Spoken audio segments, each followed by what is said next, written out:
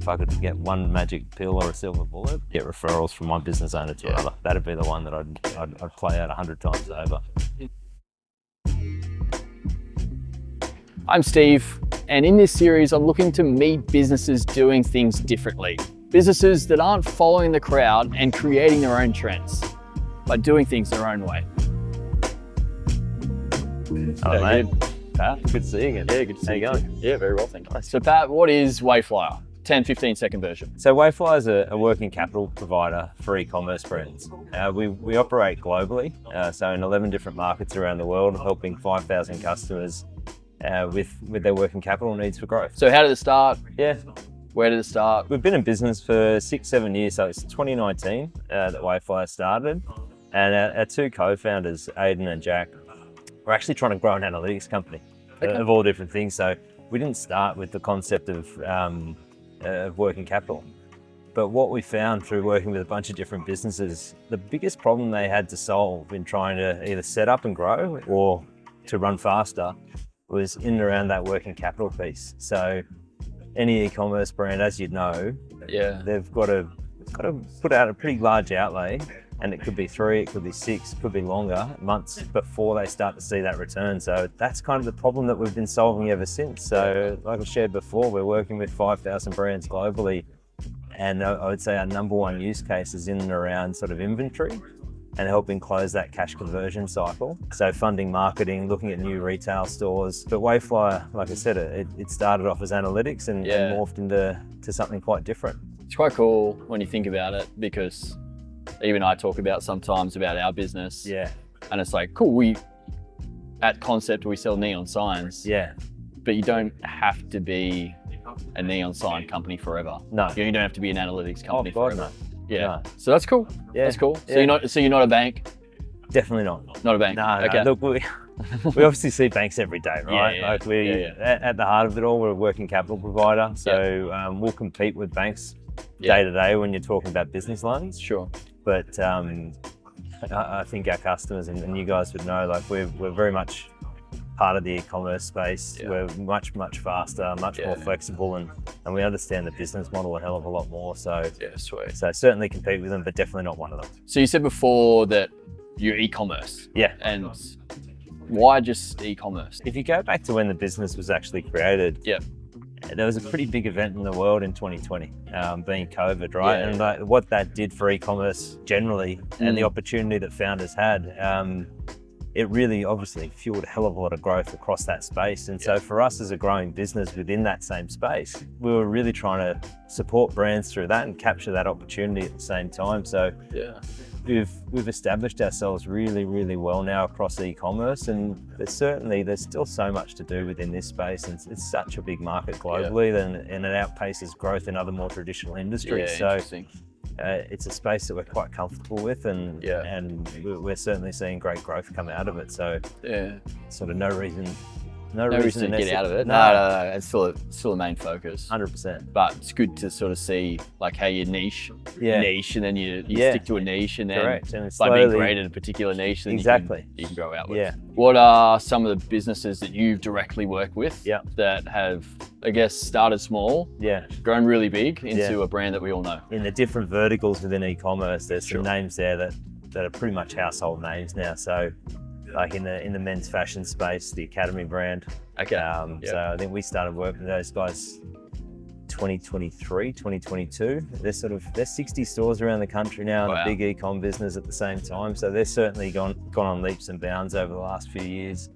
MCM House, which is, if you're familiar with those guys, they're probably one of the most recognizable furniture brands now in Australia. Yeah, wow. In terms of like that homegrown sort of business on a global scale. True Classic, have you heard of those guys? They're one of our really early customers, actually. So they've over the last sort of 5 or 6 years of their business gone from sort of how do we attack one market to how do we own the globe when you start talking about men's fashion. So to those verticals as a business, I think we've got a really strong foothold in sports, apparel, vitamins, cosmetics. Seeing some of the stuff that people are doing in different markets around the world. Like, it's been really cool to see how some of these companies go from a little bit past inception to actually they're truly multinational businesses now. It's pretty cool to be a part of that. Yeah, it is. Yeah. It really is. Yeah. So you started in Ireland, so the business started in Ireland. Yeah. And I think one of the big things, whether you're in Australia or you're overseas, is this sort of international expansion. Yeah. What are some of the good, bad, ugly, I guess experiences, whether it's people related or business related, in regards to expanding internationally? Yeah, so the growth journey of the company's been so fast, right? So I think we started 2019. By 2022, we were in Australia, in the US, in Germany. Like it was just explosive. We went from no one to 300-400 people in 3 years. Incredible. Really, really incredible. And look, with that, there's obviously a ton of opportunity. Yes. And there's a ton of lessons. Yeah. So internally, we've been able to create careers. Like some of our early employees, I've got a couple of people here in the Australian office who started as grads and then our senior members of the Australian business, and seeing that growth for people over time is really awesome. Definitely. Externally, we've seen a lot of brands grow really, really successfully, and we've been in the driver's seat with them and being able to be a big part of their growth story. That's been a really, really cool thing for the business. Yeah. But you're right, it's not all smooth sailing at all time. And you guys run an international business, and like the first thing that always comes to mind for me when you start talking about what are the challenges of being an international business is it's people and culture. Yes. It's how do you as a business take something that works so well in your foundation market and then go, all right, we're going to Australia next, or we're going to the US next. And then how do you recreate the magic that happened once upon a time? The blends. Yeah, and make sure you bring in the right people that supplement the culture you're trying to create globally. Bring in skills and experience in your business that help drive your business faster and help you continue to grow. And I think for any business expanding internationally, it's always one of the biggest challenges you're ever going to face. Can be hit and miss too. Massively. Yeah. So get a good one. Yeah. You might not get a good one. Yeah. And look, when you're going through that process, that recruitment piece, like if you're putting your first 5 people into a country, and you get it wrong, it sets your business back a year. It does. It's not, oh, we got it wrong, we can recover in 3 months or 2 months. It's you need to take the action you need to take. Yeah. You then need to rehire, rethink your strategy, onboard people and help them ramp into your business and create an environment where they can be successful. So that's certainly been the number one challenge, I think, and for us and most businesses who are looking at international expansion. It's always good to see a filter of Irish through your Australian team. The Irish are travellers. Yeah. That's good. So no, we've been lucky as a business with the teams that we've had around the globe. There's always been a healthy contingent of people who have come from head office, and that really accelerates the ramp, culture. And it accelerates the culture of the business as well. So we're very, very fortunate in that respect. Yeah, that's good.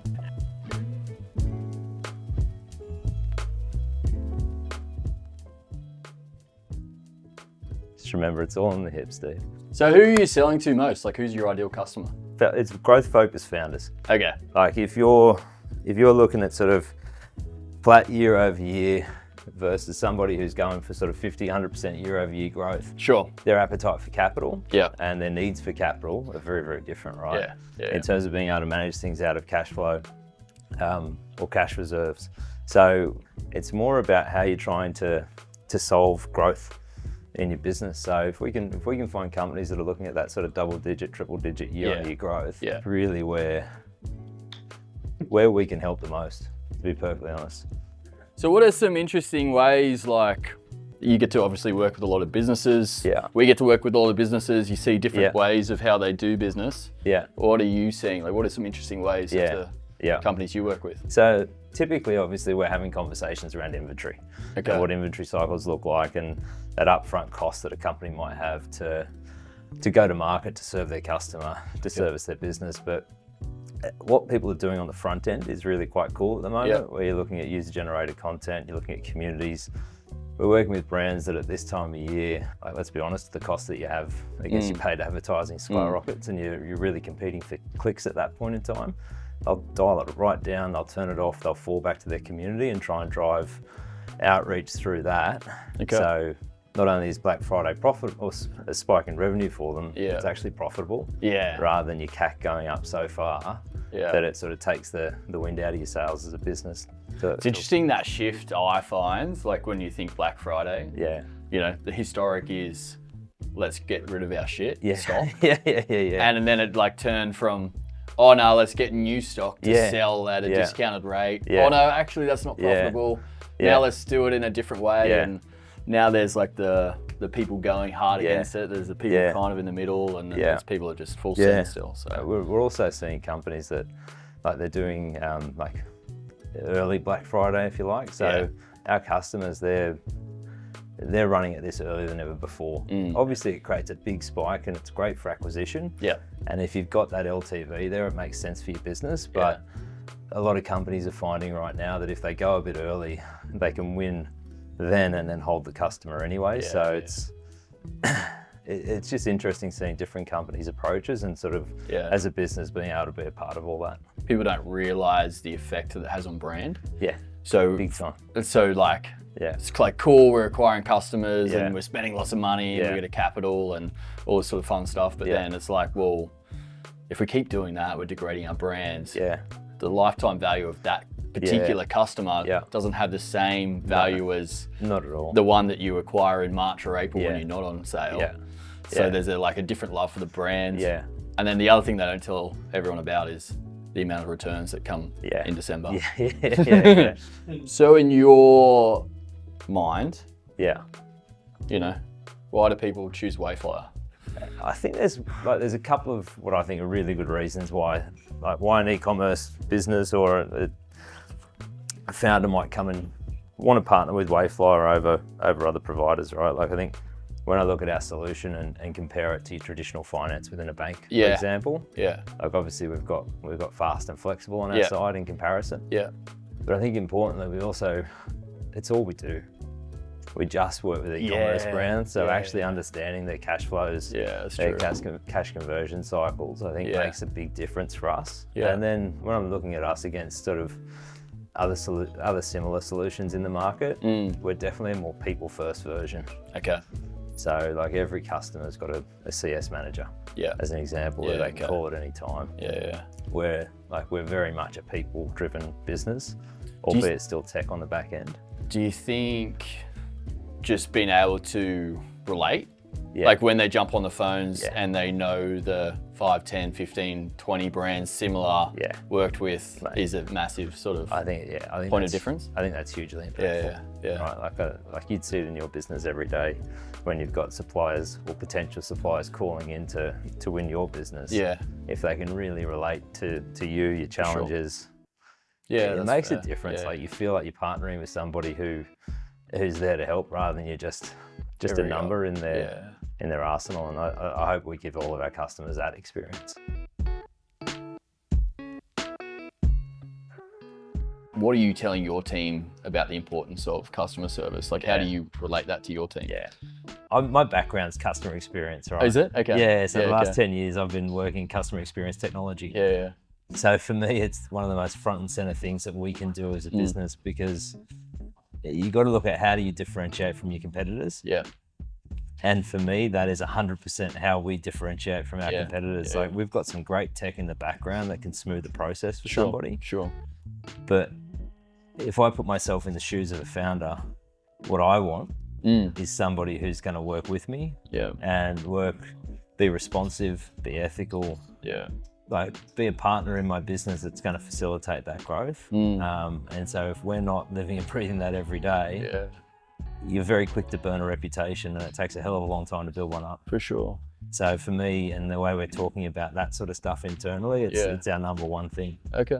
If I achieve nothing else this week, but I deliver some great customer experiences, that looks after my business longer term. Yeah, that's good. Do you get your team to hot desk at these businesses? If not, you should. Actually, we don't. We've not done much hot desking before at businesses, but we do try and do quite a few site visits. 4 months ago, I was up on the Gold Coast with a couple of my team, and we were talking with a supplements business. And when you're just sitting on the phone or at the end of a Google Meet or a Zoom call, you don't appreciate what somebody's got in the same way in which you appreciate when you see their business and you see how they work. And like, you just don't get that context. So when No. we came back and we're talking with our risk team and our underwriting team, it's like, Yeah. we're able to relay that, like almost what you see is what you get, and the Yeah. confidence that you get from being in their business for a few hours. Yeah. So I think it's that hot testing thing's a quite an interesting idea, but I do Yeah. encourage the team to get out and see the businesses that we're supporting. Yeah, I think it's important. Yeah. And it's also good for the team. Like, it makes them better individually, Yeah. and it makes your team better collectively if they're really connected with their customers. Yeah.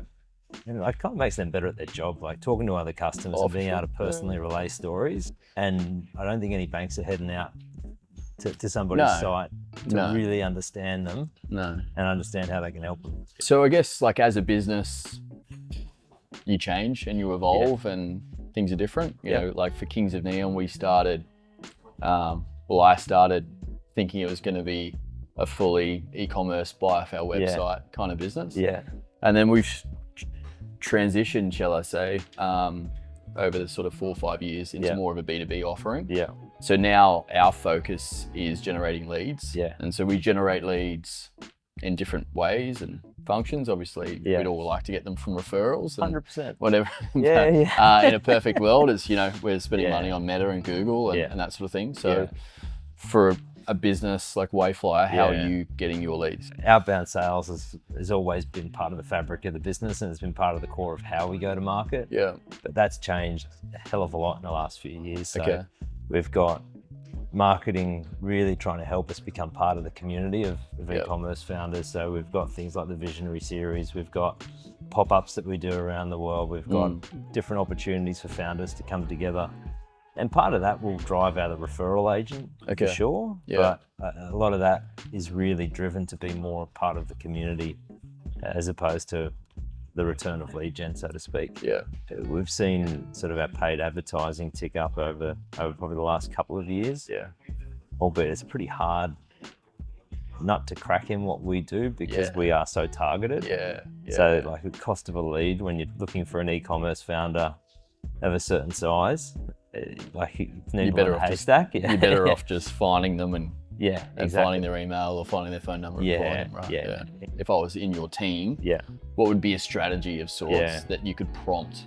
I've some of the stuff around referrals that I've seen work in the past. The first is probably just the most basic, which is you've got to ask. Can I have? You've got to prompt. Is one piece. Okay. And then I'd say the secondary is creating experiences for our founders to attend where they can then give that to their network as well.